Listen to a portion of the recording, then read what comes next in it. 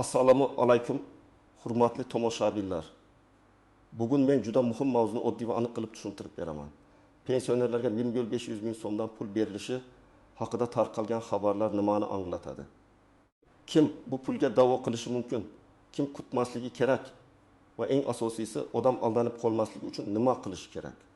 Bu ma'lumot har bir pensionerga, pensioner ota-onasi bor farzandlarga, yolg'iz yashaydigan keksalarga va ijtimoiy yordam masalasida hujjat topshirgan oilalarga bevosita tegishli. Shuning uchun videoni oxirigacha ko'ring, hoziroq kanalga obuna bo'ling va like bosib qo'ying. Chunki bunday mavzularda birgina noto'g'ri qadam odam puldan ham, vaqtdan ham, asabdan ham ayirishi mumkin. Avvalo men eng muhim narsani aytib qo'yaman. 1.500 so'm haqida eshitgan har bir odam buni darhol hamma pensionerga avtomatik pul tushadi deb tushunmasligi kerak. Ko'pincha bunday xabarlar internetda qisqa, shov-shuvli sarlavha bilan tarqaladi. Masalan, har bir pensionerga 21 million so'm bugundan boshlab pul beriladi. Faqat ariza yozsangiz bo'ldi degan gaplar chiqadi. Lekin amalda davlat to'lovlari, moddiy yordamlar, kompensatsiyalar yoki bir martalik yordamlar har doim aniq tartib, aniq toifa, aniq hujjat va aniq manba asosida beriladi. Oldin qanday edi? Oldin ham pensionerlar bir nechta yo'nalish bo'yicha yordam olishi mumkin edi. Birinchisi, odatiy pensiya. Bu yoshga doir nogironlik yoki boquvchisi yo'qotganlik pensiyasi bo'lishi mumkin. Ikkinchisi, kam ta'minlangan oilalarga beriladigan ijtimoiy yordamlar. Uchinchisi, mahalla orqali ajratiladigan bir martalik moddiy yordamlar. To'rtinchisi, ayrim bayramlar, alohida sanalar yoki hududiy dasturlar doirasida beriladigan yordamlar. Shuning uchun 1.500 ming so'm degan raqam qaysi dasturga tegishli ekanini aniqlamasdan turib xulosa chiqarish xato bo'ladi. Hozir nima o'zgardi? Odamlar orasida ko'proq gap bo'layotgan narsa shuki, ayrim toifadagi pensionerlarga yoki ijtimoiy himoyaga muhtoj fuqarolarga bir martalik yordam, qo'shimcha to'lov yoki kompensatsiya ajratilishi mumkinligi haqida ma'lumotlar tarqalmoqda. Lekin bu yerda kalit so'z ayrim toifa degan joyda men ekspert sifatida doim shuni ta'kidlayman. Pensioner bo'lishning o'zi ba'zan yetarli bo'ladi, ba'zan esa yetarli bo'lmaydi. Masalan, odam pensioner bo'lishi mumkin. Lekin uning rasmiy daromadi yetarli bo'lsa, oila a'zolari ishlayotgan bo'lsa, nomida bir nechta mulk yoki transport bo'lsa, u ijtimoiy yordam mezoniga tushmasligi mumkin. Endi kimlar bu masalada alohida e'tiborli bo'lishi kerak? Shuni batafsil tushuntiraman. Birinchi navbatda yolg'iz yashaydigan pensionerlar. Agar pensionerning turmush o'rtog'i vafot etgan bo'lsa, farzandlari boshqa hududda yashasa, doimiy yordam beradigan yaqin qarindoshi bo'lmasa, uning holati mahalla va ijtimoiy xizmatlar tomonidan alohida o'rganilishi mumkin. Bunday odamlar ko'pincha yordamga haqli bo'lish ehtimoli yuqori bo'lgan toifaga kiradi. Lekin yana bir marta aytaman, haqli bo'lish ehtimoli yuqori degani pul avtomatik tushadi degani emas. Holat tekshiriladi. Hujjatlar ko'riladi. Ariza yoki murojaat talab qilinishi mumkin. Masalan, 72 yoshli otaxon yolg'iz yashaydi. Pensiyasi 980 ming so'm, kommunal to'lovlari oyiga 2 ming so'm atrofida, dori darmoniga esa 300 ming so'm ketadi. Qolgan pul oziq-ovqatga zo'rg'a yetadi.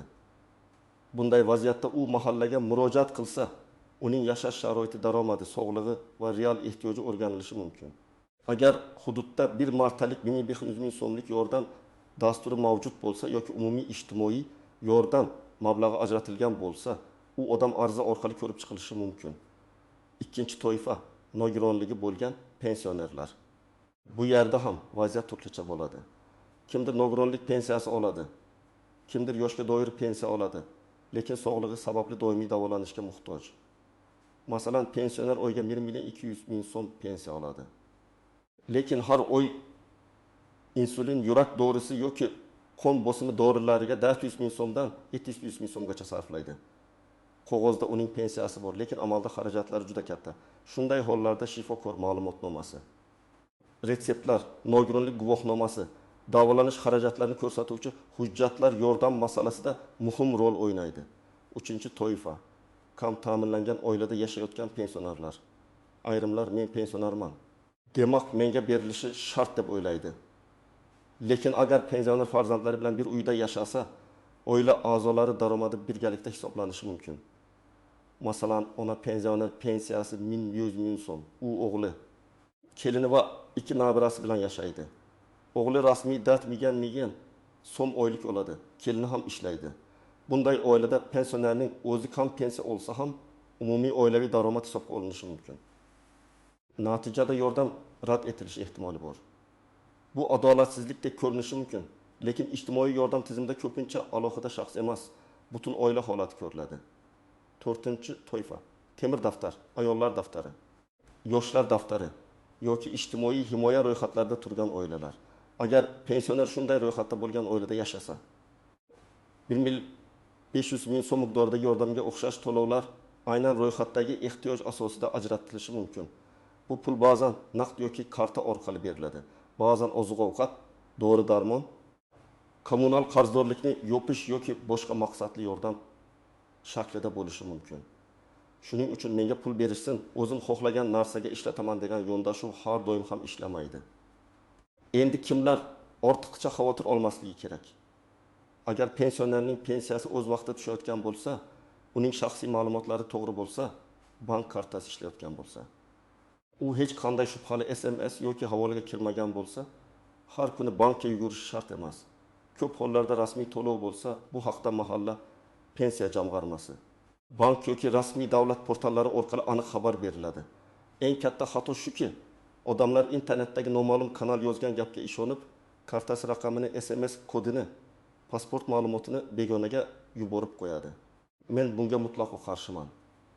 Hech bir rasmiy tashkilot sizdan telefon orqali SMS kod so'ramaydi. Yana bir real misol. O'lchaysiz yoshli ayolga Telegram orqali pensionerlarga 1.500 ming so'm berilmoqda. Ro'yxatdan o'ting degan havola keladi. U havolaga kiradi, karta raqamini yozadi, keyin SMS kodini ham kiritadi. Natijada uning kartasidagi pensiya yechib olinadi. Keyin bankka borsa, pulni qaytarish juda qiyin bo'ladi. Chunki u kodni o'zi kiritgan bo'ladi. Shuning uchun men har doim aytaman, pul olish uchun havolaga kirib karta ma'lumotini kiritish xavfli. Rasmiy yordam arizasi odatda mahalla davlat xizmatlari markazi MyBokkov, uz yoki vakolatli tashkilot orqali qilinadi. Endi istisnolar, nozik joylar va ko'pchilik bilmaydigan jihatlarga o'tamiz. Birinchi nozik jihat, har bir pensioner degan ibora amalda har doim ham mutlaq ma'noni bermaydi. Ba'zan bu ibora jurnalistik sarlavhada ishlatiladi. Lekin hujjat ichida muhtoj pensionerlar, yolg'iz keksalar, ijtimoiy himoyaga muhtoj shaxslar, kam ta'minlangan oilalar tarkibidagi pensionerlar deb yozilgan bo'ladi. Sarlavhani emas, mezonni o'qish kerak. Ikkinchi nozik jihati, pulning manbasi. Agar to'lov respublika byudjet hisobidan bo'lsa, tartib odatda umumiy bo'ladi. Agar mahalliy hokimlik, homiylar, fond yoki hududiy dastur orqali bo'lsa, bir tumanda bor yordam boshqa tumanda bo'lmasligi mumkin. Masalan, bir viloyatning bir tumanida yolg'iz pensionerlarga bayram oldidan 1.500 ming so'mdan yordam berilishi mumkin. Lekin qo'shni tumanda bu miqdor 700 ming so'm yoki oziq-ovqat to'plami bo'lishi mumkin. Shuning uchun qo'shnim oldi, men ham olishim shart degan fikr har doim ham huquqiy asos bermaydi. Lekin bu siz tekshirtirmasligingiz kerak degani emas. Aksincha, siz o'z mahallangizdan aniq javob talab qilishingiz kerak. Uchinchi nozik jihat, ro'yxatga kiritilish. Ayrim yordamlar oldindan shakllantirilgan ro'yxatlar asosida beriladi. Agar sizning ismingiz ro'yxatda bo'lmasa, pul kelmasligi mumkin. Lekin ro'yxatda yo'q ekanman deb jim o'tirish ham to'g'ri emas. Siz ariza berib, holatingizni qayta o'rganishni so'rashingiz mumkin. Ayniqsa, so'nggi oylar ichida sog'lig'ingiz yomonlashgan bo'lsa, turmush o'rtog'ingiz vafot etgan bo'lsa, farzandingiz yordam bera olmay qolgan bo'lsa, uy joyingizda muammo bo'lsa yoki katta davolanish xarajatlari chiqqan bo'lsa, bularning barchasi yangi holat hisoblanadi. 4-chi nozik jihat, bank kartasi va to'lov usuli. Ba'zi pensionerlar pensiyani plastik karta orqali oladi. Ba'zilari naqd shaklda oladi. Ayrimlar ishonchnoma orqali oladi. Agar bir martalik yordam karta orqali tushadigan bo'lsa, karta faol bo'lishi kerak. Karta muddati tugagan bo'lsa, bankka borib yangilash kerak. Telefon raqami bankka noto'g'ri ulangan bo'lsa, SMS kelmasligi mumkin. Bunday texnik muammolar sabab odam menga pul berishmadi deb o'ylaydi. Aslida to'lov qaytgan yoki ushlanib qolgan bo'lishi mumkin. 5-chi nozik jihat, qarzdorlik va majburiy ushlab qolishlar. Agar pensionerning bank kartasida aliment, kredit, sud qarori yoki boshqa ijro hujjatlari bo'yicha cheklov bo'lsa, tushgan mablag'ning taqdiri murakkablashishi mumkin. Ijtimoiy yordamning ayrim turlari ushlab qolinmasligi kerak bo'lishi mumkin. Lekin amalda bank yoki ijro tizimida xatolik bo'lishi ehtimoli bor. Bunday vaziyatda darhol bankdan ko'chirma olib, majburiy ijro byurosi yoki tegishli tashkilotga yozma murojaat qilish kerak. Og'zaki nima bo'ldi deb so'rash bilan cheklanmaslik kerak. Chunki yozma murojaatga yozma javob berilishi shart. 6-nozik jihat ishonchnoma. Ko'plab keksalar bankka yoki mahallaga o'zi bora olmaydi. Farzandi yoki qarindoshi ishonchnoma asosida ish yuritadi.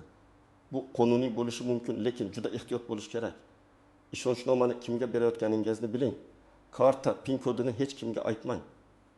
Agar yordam pulini boshqa odam olib bersa, siz pulning to'liq miqdorini bilishingiz kerak. 1 million 500 million so'm ajratilib, qo'lingizga 1 million so'm tegsa, bu jiddiy savol tug'diradi.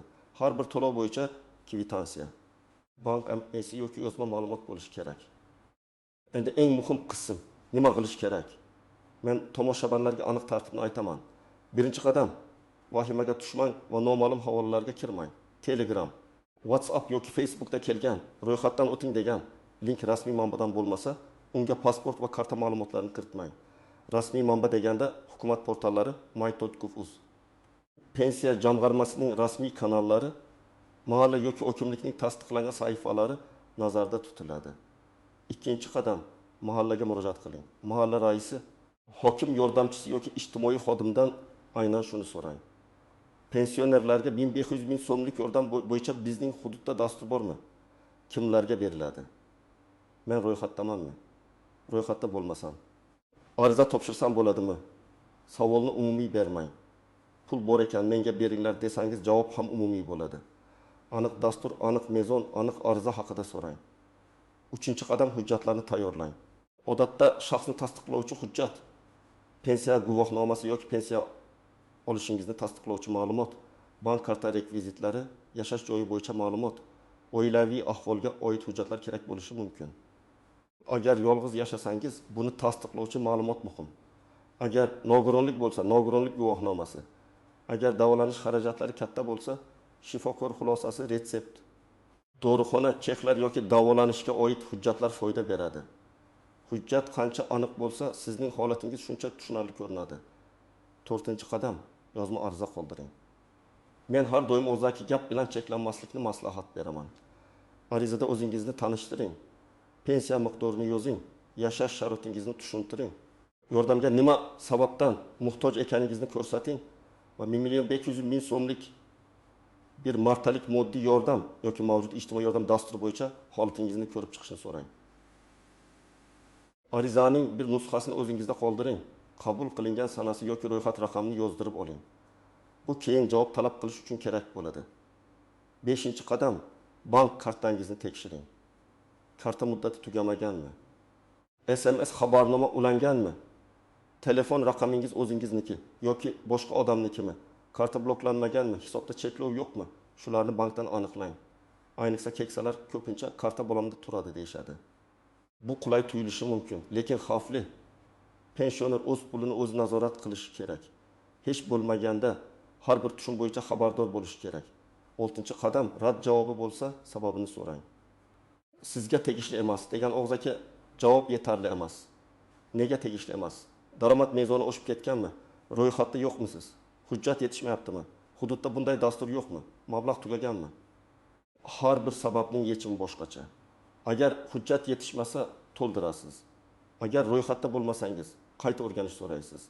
Agar daromad bo'yicha rad etilsa, real xarajatlaringizni ko'rsatuvchi hujjatlarni qo'shasiz.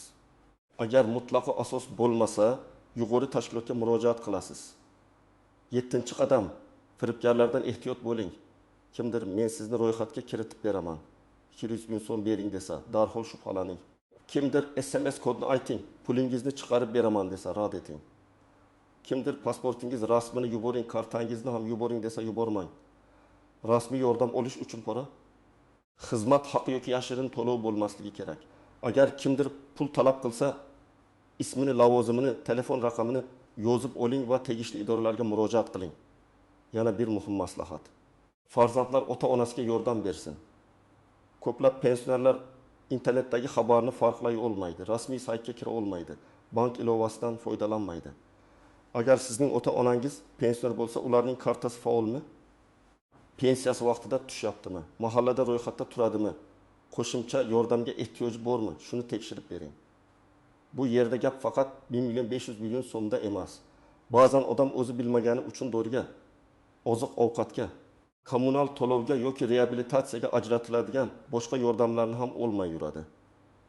Xulosa qilib aytsam, 1 million 500 million so'm haqidagi xabarni eshitgan har bir pensioner birinchi navbatda rasmiylikni tekshirishi kerak. Bu pul hamma pensionerga avtomatik tushadigan umumiy to'lov bo'lishi ham mumkin emas. Ayrim toifalar uchun belgilangan bir martalik yordam bo'lishi ehtimoli yuqori. Shuning uchun mahalladan, pensiya jamg'armasidan, bankdan va rasmiy davlat portallaridan aniq ma'lumot oling. Hujjatlarni tayyorlang, yozma ariza qoldiring. Karta ma'lumotlaringizni himoya qiling va noma'lum havolalarga ishonmang. Men sizlarga ekspert sifatida eng to'g'ri yo'lni aytdim. Shov-shuvga emas, hujjatga ishoning, mish-mishga emas, rasmiy javobga tayaning, hamma olyapti degan gapga emas. O'zingizning holatingiz bo'yicha tekshiruvga e'tibor bering. Kommentariyada yozing. Sizning hududingizda pensionerlarga 1500 ming so'mlik yordam haqida ma'lumot berildimi? Mahalla nima dedi? Kimdir pul oldimi yoki rad javobi bo'ldimi? Bu boshqa tomoshabinlarga ham foydali bo'ladi. Videoga like bosing, kanalga obuna bo'ling va yaqinlaringizga ulashing. Chunki bu ma'lumot ayniqsa pensioner ota-onalarimiz uchun juda muhim.